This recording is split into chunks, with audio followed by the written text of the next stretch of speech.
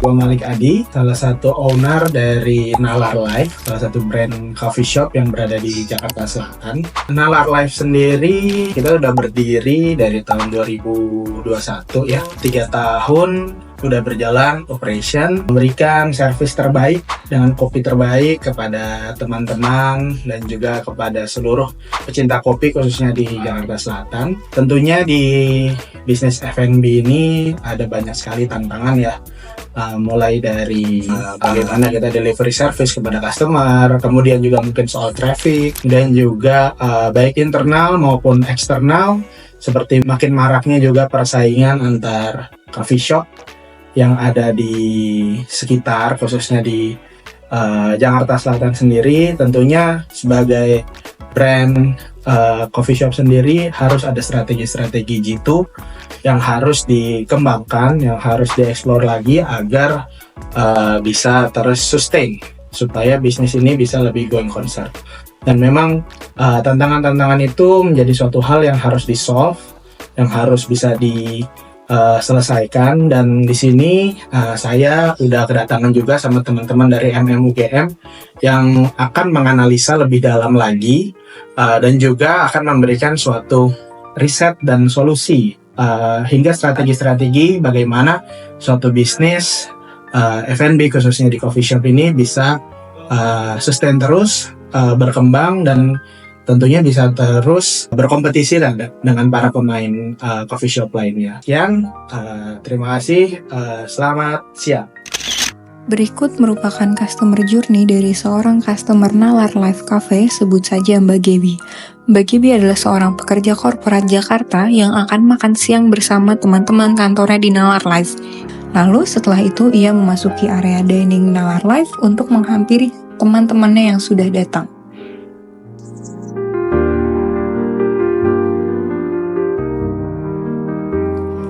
Tetapi sebelum Mbak Gaby sempat duduk, ia sudah didatangi oleh petugas parkir untuk diminta memindahkan mobilnya karena mobilnya menghalangi mobil lain yang hendak keluar.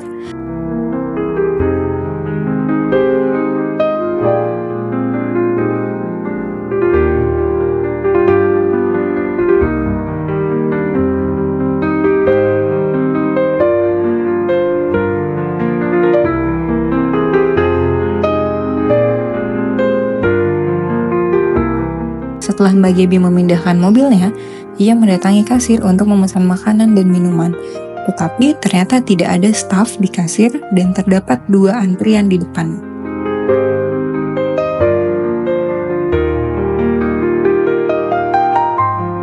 Setelah menunggu beberapa saat, Mbak Gaby memilih menu dari menu fisik yang terdapat di kasir, lalu membayarnya.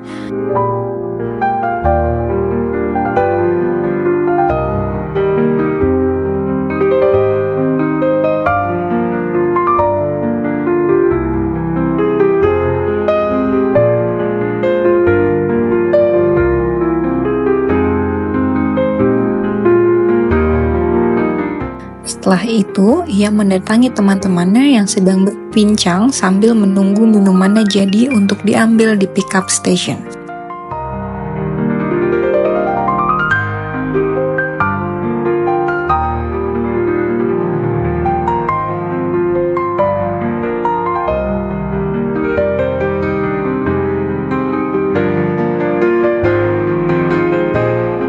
Setelah 20 menit menunggu, akhirnya barista memanggil nama Mbak Gaby untuk mengambil minumannya di pickup station, dan Mbak Gaby lalu kembali berbincang dengan teman-temannya sambil menunggu makanan datang.